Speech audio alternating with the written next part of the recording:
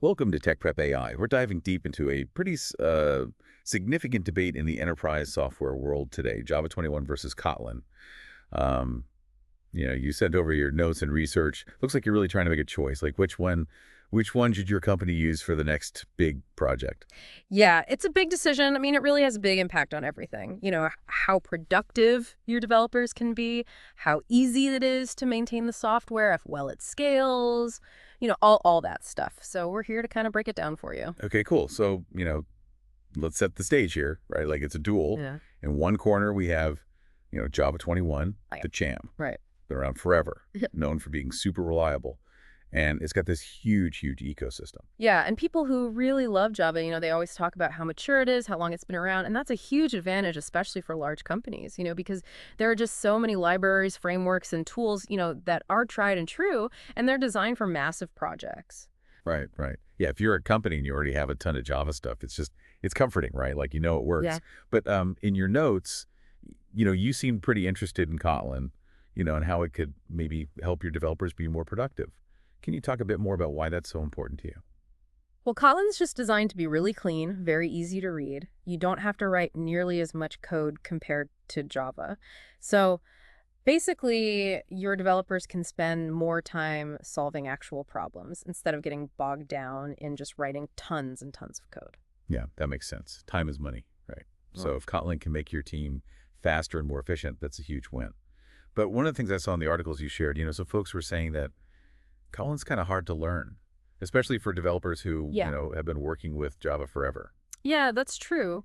But, Kotlin is designed to work really well with Java. So your developers, they can use what they already know about Java and then start using Kotlin little by little. So it's not such a huge jump. Gotcha. So you can transition smoothly, not just like jump into the deep end. Now, another thing that you highlighted in your notes was like performance, right? Mhm. And scalability, Hmm. especially for apps that have to deal with tons of data or lots of users at the same time. So can Kotlin keep up with Java in that arena? Oh, yeah, totally. Kotlin has these things called coroutines, and they're amazing for managing, a bunch of things happening at once. And developers can use them to write code that performs really well, even under a lot of pressure. Okay, well, that's interesting because one of the papers you sent me was all about Java 21's new virtual threads. Yeah.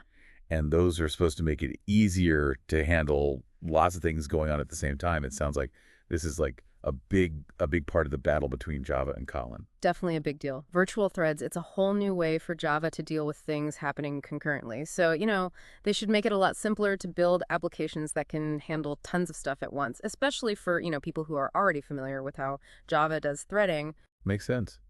But, in your notes, you seem kind of, I don't know, a little unsure about whether virtual threads can really live up to, all the excitement, especially compared to Kotlin's coroutines, which have been around for a while. Mm. What do you think about how those two approaches actually compare, when you're building real software?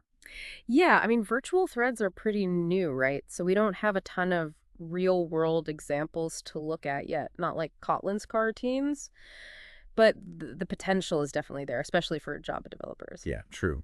I guess you got to weigh the shiny new thing against something that's, already proven itself.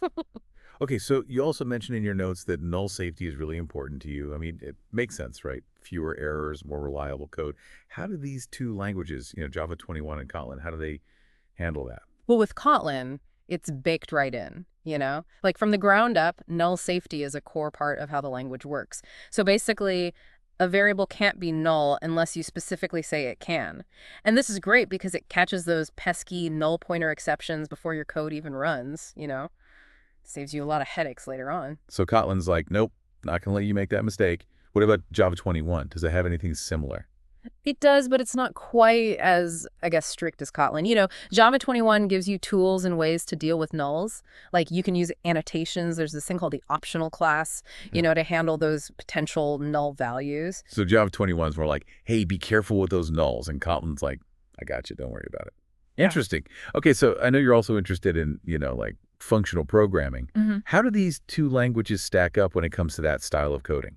Kotlin's definitely more into functional programming than Java. Like, it's got all these features built in, Lambda expressions, higher order functions, immutability, all that stuff helps you write code that's, cleaner and more expressive. So Java 21 can't really hang in the functional programming world? I mean, it's got some functional stuff, but it's not like a core part of the language, Yeah. Java is still really focused on object-oriented programming, and that influences how they approach everything. So if you're really into functional programming, Kotlin might be a better fit. Okay, so switching gears a bit, you mentioned in your notes that you're also thinking about the whole ecosystem, Yeah. like what libraries, frameworks, and tools are out there for each language. Right. Well, Java's been around forever, and that means it's got this massive, super mature ecosystem, especially for enterprise stuff. Frameworks like Spring and Jakarta EE, super powerful for building big, complex applications. Yeah, that's a hard argument to beat. But how does Kotlin even compete with that? Well, the cool thing is Kotlin works seamlessly with Java. So developers can actually use all those awesome Java libraries and frameworks right alongside their Kotlin code. And that makes it a lot easier to switch over. You can kind of do it step by step. So you don't have to completely abandon everything you've already built with Java. That's pretty smart.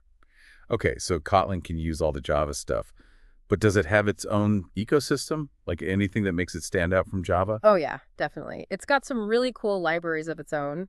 There's this one called Crator. It's great for building like web applications that are really responsive. Yeah. And then there's Coroutines. That's for managing all that concurrent stuff we were talking about earlier.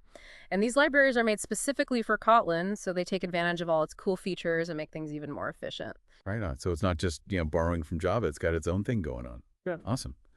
Okay, so another thing you mentioned was, the long-term future of these languages. Like, what should you be thinking about when you're trying to figure out, what's going to be around for a while? What's going to be relevant in the future? Yeah, that's a big one.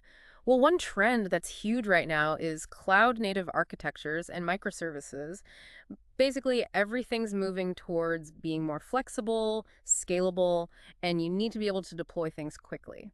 So the question is, how well are Java and Kotlin set up for that kind of world? Yeah, that's a great question. I mean, Java's been around forever, and it's been kind of criticized for being a bit slow to change, Yeah. kind of a big, heavy beast.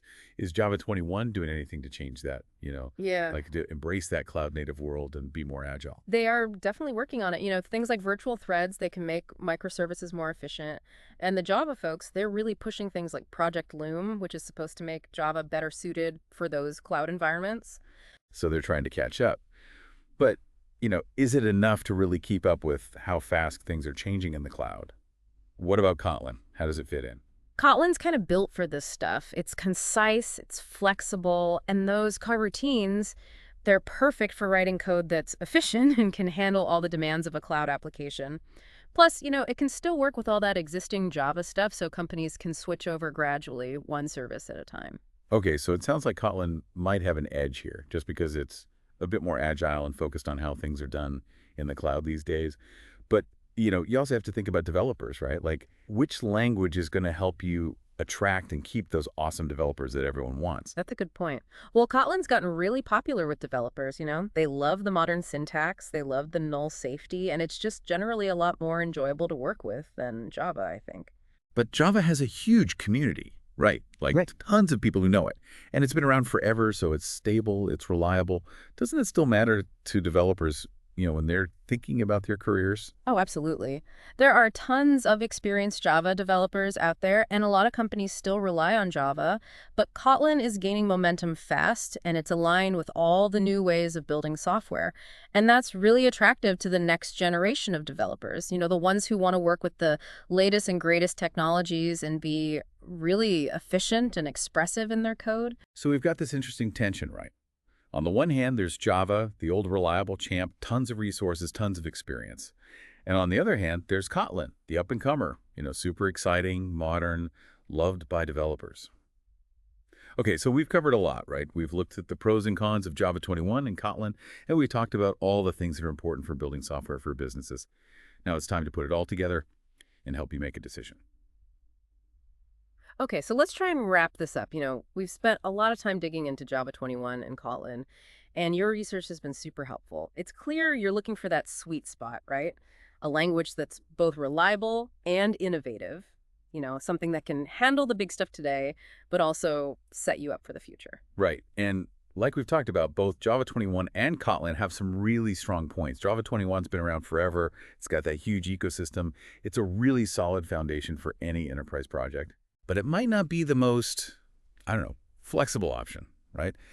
One of the articles you shared kind of hinted that Java, even though it's always improving, might be having a hard time keeping up with all the new stuff, like cloud-native development, microservices, all that. Yeah, I think that's a fair point. And Kotlin, it's really focused on those areas. It's concise, it's flexible, and it has those cool routines.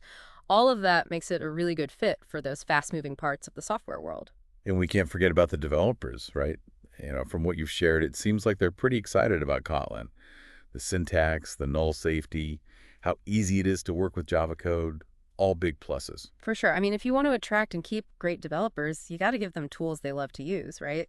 And a language that developers are excited about, it can make a huge difference. More productivity, better code, just a more innovative vibe overall. But Java still has that huge community, right? Tons of experienced people. And it's known for being super reliable. I mean, one of those research papers even mentioned that, in some industries, having access to all those Java experts could be the deciding factor. Definitely. Having experienced people on your team can make things go a lot smoother, and it can reduce risk, for sure. And yeah, Java's reputation for reliability is still a big deal for a lot of companies, especially in industries where, things just have to work no matter what. So it seems like at the end of the day, it's a trade-off, right? The tried and true with all its resources and experience versus the new kid on the block, that's got all the energy and excitement. So what can we say, based on everything we've talked about, to help you make the right call? I think if your company's already using a lot of Java, and your developers are really comfortable with it, then maybe the best way to go is to start using Kotlin slowly. All right, so you can try it out on some new projects, maybe certain parts of your system, and not disrupt everything you've already built. And you can still use all that Java knowledge you've got. But what if you're starting fresh? You're building something brand new. You've got more freedom to choose. Well, then maybe going all in on Kotlin makes more sense, It's built for how software is being developed today, and it's only getting bigger and more powerful. So yeah, it could be a great way to set yourself up for success down the road. It's a tough choice, for sure. But hey, we've done a lot of the heavy lifting here, right? We've looked at all the important stuff. The final decision is yours to make. Yeah, you've done a great job with all the research, and you've really thought about what's important to you. So use what we've talked about, and choose the language that fits your goals and your company's vision. The future of software development is changing all the time, but with the right tools, you'll be ready for anything. And that's a wrap on this deep dive. Thanks for listening to Tech Prep AI.